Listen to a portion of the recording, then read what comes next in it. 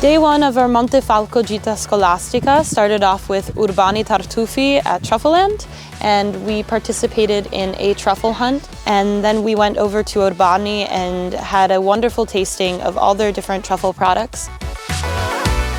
And then we went to dinner with the Consorzio di Tutti i Vini Montefalco. We got to taste all different kinds of wines, which was really exciting. So it gave us a nice preview of all the wines in Montefalco. And we were able to chat with a bunch of producers, the members of the Consortio, and really delicious food.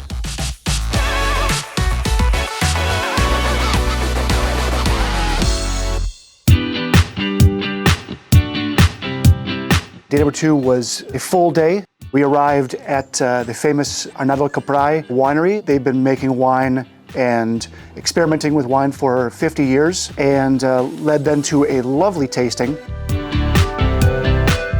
So we left Caprai and then down the road to a newcomer, the estate by the Lunelli Gruppo called Castelbuono.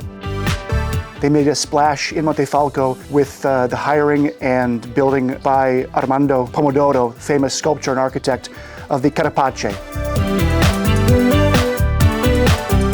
We tasted the current vintages, finishing with our first passito of the day, the dried grape Sagrantino.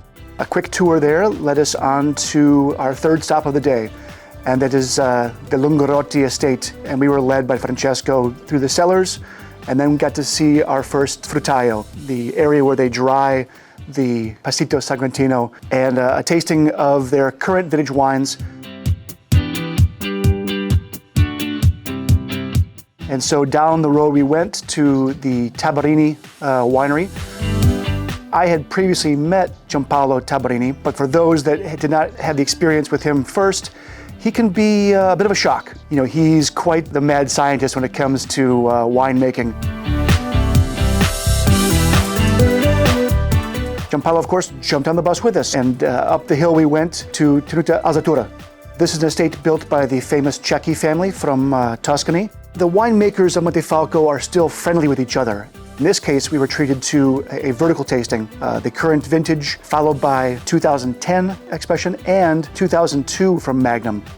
A quick turnaround after our visit there, and on to dinner and an estate tour at Antonelli. And Filippo breaking the thread of 4 generations of lawyers to become a winemaker.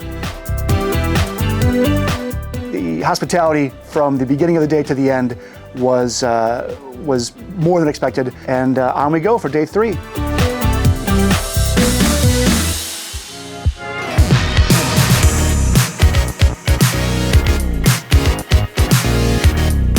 Yesterday was a great day. Started at Perticaia Winery. We managed to meet a new winemaker and let us try wines from the tanks, the new ones from the barrels as well.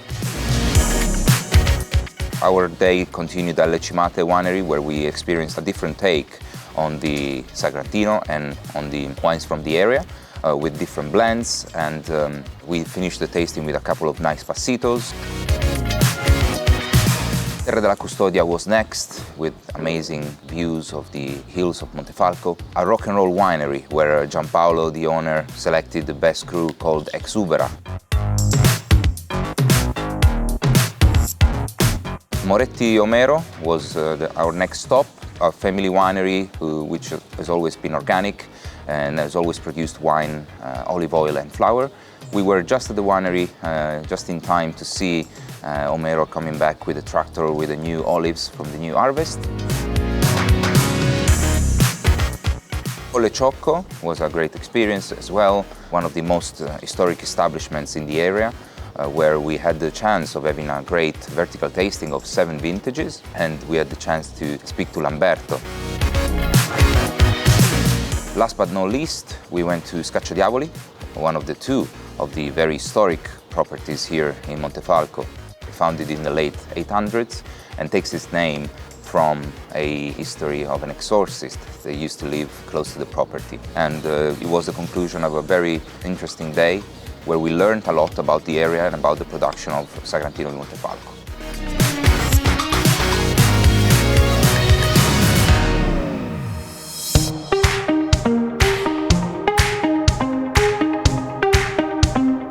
Now we're here at our last day, day 4 of the Montefalco Gita Scolastica, which started at Museo San Francesco in Montefalco. We then went to our final cantina visit, Tenuta di Saragano. It was fantastic. We were able to see this beautiful valley and view of the vines, very picturesque, we had a wonderful tasting and a wonderful lunch where we tasted through their Montefalco Rosso, the Riserva, also a Grechetto 100%, 100% Grechetto white wine. After 4 intense days of visiting 13 wineries, we're feeling pretty resilient and happy to have visited all these special places in Montefalco, and being able to sit around the table with all these different producers has been incredible. I feel so nourished and we feel so nourished. Our souls are full of sagrantino and lazza salame and tartufi, and we cannot wait to return.